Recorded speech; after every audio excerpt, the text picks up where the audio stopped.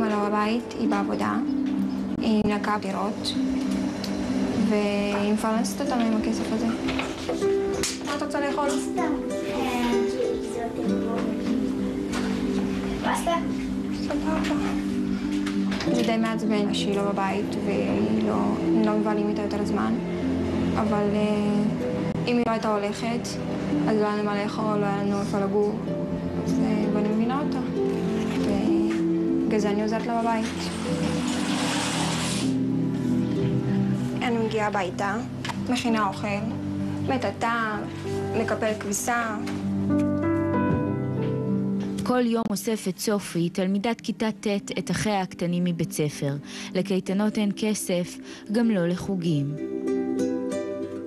אז כאן זה הסלון, ואמא ישנה בסלון, וטלוויזיה אין לנו, יש לנו רק את המסך. זה החדר מגורים שלי. כאן אני ישנה, כאן אחותי, כאן אח שלי, וכאן אני. את ישנה על הרצפה? כן, זה מה שיש, הרגליים נשברו. אז למה לא קניתם מיטה חדשה? כי אין כסף לקנות מיטה חדשה. כאילו זה מספיק טוב בשבילי. אני לא מהמפונקות. ומה כן חסר לך בכל זאת?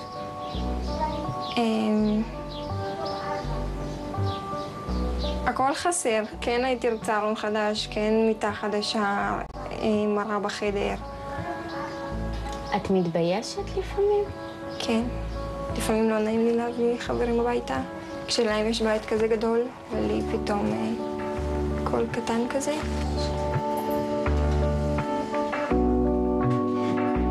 אנחנו כולנו ביחד מנסים לעזור לאמא ושיהיה קל. איפה אבא? אבא לא גר איתנו כבר בערך 4 שנים. איך חיים עם 3 ילדים ב4,000 שקל לחודש? זה קשה.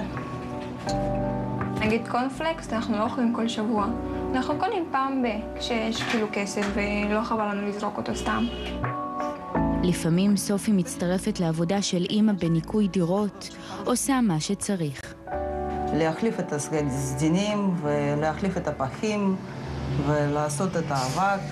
ילדה צריך לטייל, לשחק ולעשות משהו בכיף. והחיים ככה שהיא צריכה לעבוד, לעזור לאמא. זה קשה. סיפור האגדה של סופי התחיל לפני כמה חודשים. היא הלכה ברחוב ומישהו שאל אותה, ולא בפעם הראשונה, אם היא כדורסלנית או דוגמנית. לא זה ולא זה, היא ענתה. אבל בניגוד לפעמים האחרות בהן היא שאלה את השאלה, משום מה הפעם היא החליטה שאולי בכל זאת כדאי לנסות. כדורסל היא לא יודעת לשחק, אז היא הלכה לרוברטו.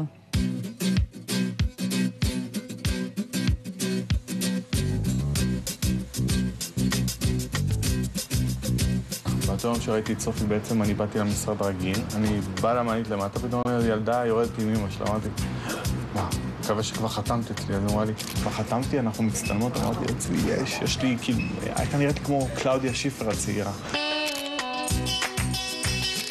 לעצמי אני אומר, יש לי את הווינרית שלי שחיכיתי לה הרבה זמן.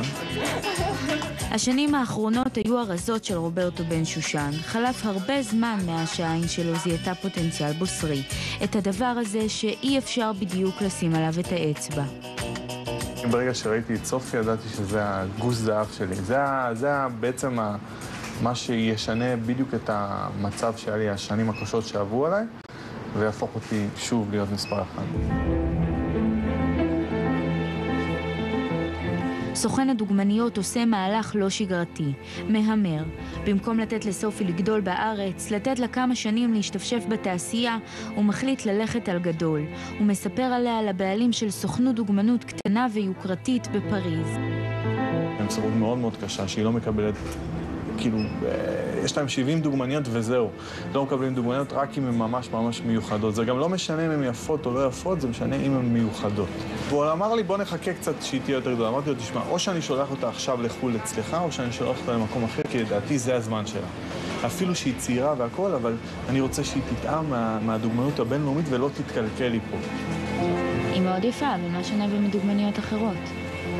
כנראה שמי שצריך לראות את זה, הוא רואה את זה, שפותחים את המצלמה, רואים משהו מיוחד. משהו שאנשים שאין להם עין מקצועית לא רואים.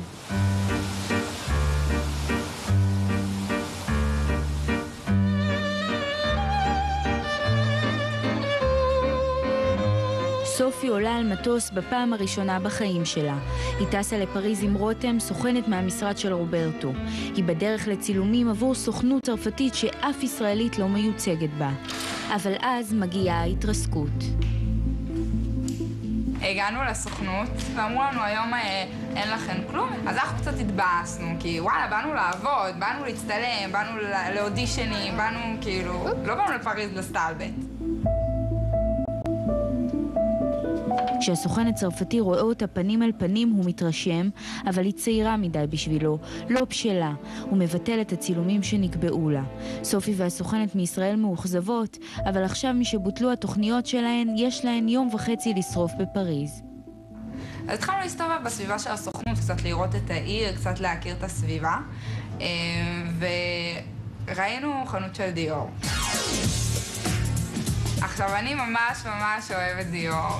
אז אמרתי, סופי, דיור, בואי ניכנס.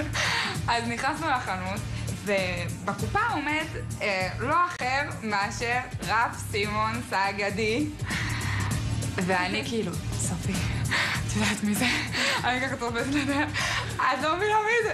מי זה רותם? מה את רוצה? אני אומרת לה, סופי, זה המעצב הראשי של דיור. כאילו, הטופ. עכשיו, היא עושה את התמונה. אז היא כזה בהכי ספונטני שלה. שלום, רב סימונס, אפשר תמונה איתך? ואז אמרתי לו, רב, תכיר, זאת סופי.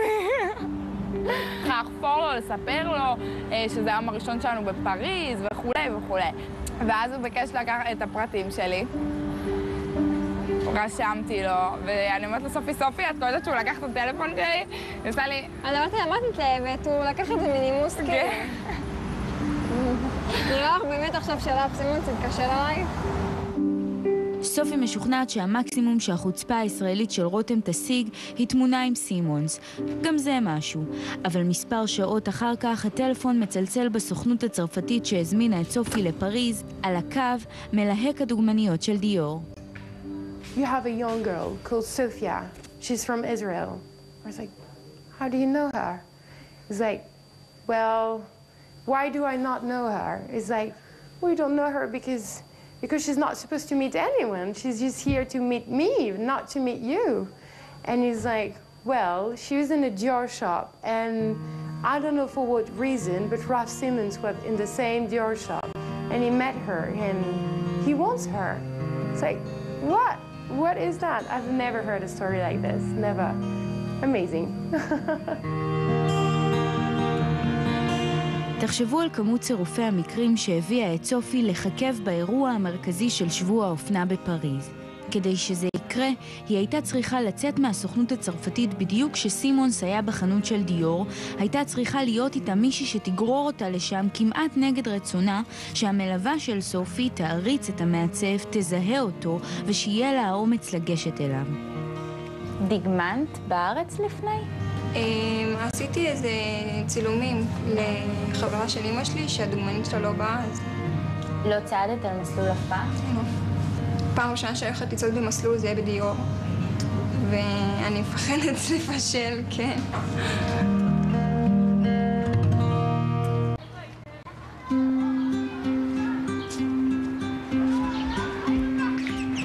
מה נשמע? סופי ורותם נחתו בארץ ורוברטו החזיר אותן לקרקע. דיור לא חתמו על חוזה ונכון לאותו רגע לא היה להן יותר מסיפור נחמד וסלפי מעצב על. השבועות חלפו והם לא שמעו מהצרפתים. סופי כבר הייתה משוכנעת שבדיור התחרטו, אבל בשבוע שעבר, כשנותרו רק 6 ימים עד לתצוגה, זימן אותה רוברטו אליו לסוכנות. קודם כל, אל תלחצי, זה לא דבר רע. זה שאמרתי לך לבוא דחוף, זה כי רציתי לבשר לך את הבשורות בעצמי. אני חושב שזה הבשורות הכי טובות שאפשר לבשר לדוגמנית אי פעם. את הולכת להוביל את הקמפיין של דיור. די. ולהיות הפרזנטורית הראשית של דיור, משהו שאף דוגמנית ישראלית מעולם לא עשתה. לקחו אותך ישר לקמפיין, מהפעם הראשונה שראו אותך, לא קרה מעולם. זו הצגה, נכון? לא, באמת שלא, סופי. הכל אמיתי. הכל אמיתי. ואת הולכת להרוויח הרבה כסף, הרבה מאוד כסף. טוב, כן. זה טוב מאוד. סופי, את הולכת לעשות כמעט מיליון שקל. לא 100,000, כמעט מיליון שקל.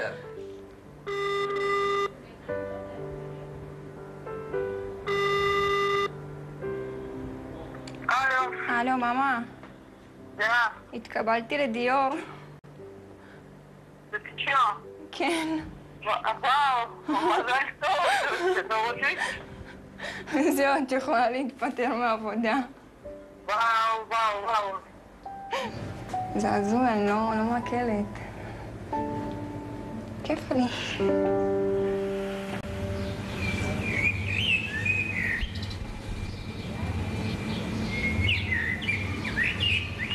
זוזי מצלמת. מה?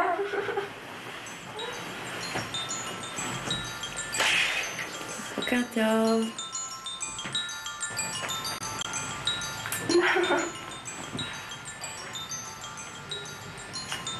בוקר טוב.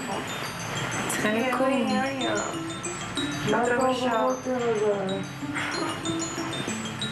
יאללה בנות, אתן תאחרו. זה היום הגדול שלכם. כן. רנס שון, זה היום הגדול שלי. זה שנכנס בנט.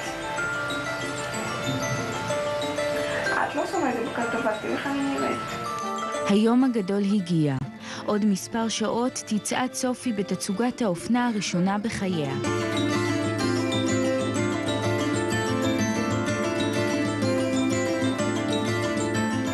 הצלמים מנקים את העדשות, כיוונים אחרונים של התאורה.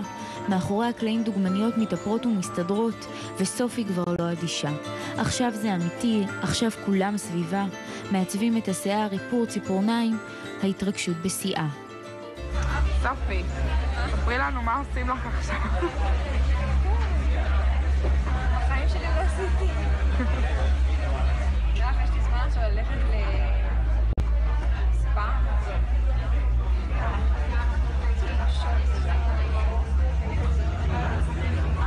אל תלווי את הרגליים.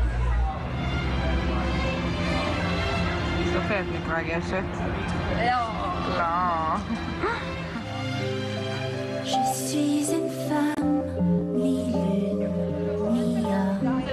טוב, סופי הרגע גילתה שהיא פותחת את התצוגה. היא ממש מתרגשת, היא רועדת, כפי שאתם רואים. On me dessine, on me façonne. Je vous fascine, ça vous étonne. J'ai le cœur qui s'entonne, l'adrénaline. אני דופק. Bim bam bim boum, bim bam bim boum, bim bam bim boum. Mon cœur susurre. רק לפני יומיים לימדו אותה ללכת על מסלול, ועכשיו היא הכוכבת הראשית של ההצגה המרכזית. Tout mon être se fissure. איך היה? היה ממש כיף. זה גם כל ההתרגשות, כל הלחץ, פתאום כזה צף. כאילו כזה פחדתי לעלות על הבמה, שאני לא אפול וזה, וכאילו הכל היה מושלם. והייתי הכי יפה שם, והראשונה שפתחת את התצוגה, שזה כאילו כבוד אדיר. והיא לא רק פתחה את התצוגה, בקרוב תופיע התמונה שלה במגזינים ועל שלטי חוצות בכל העולם. היא הפנים החדשות של דיור, הדוגמנית הראשית שלהם.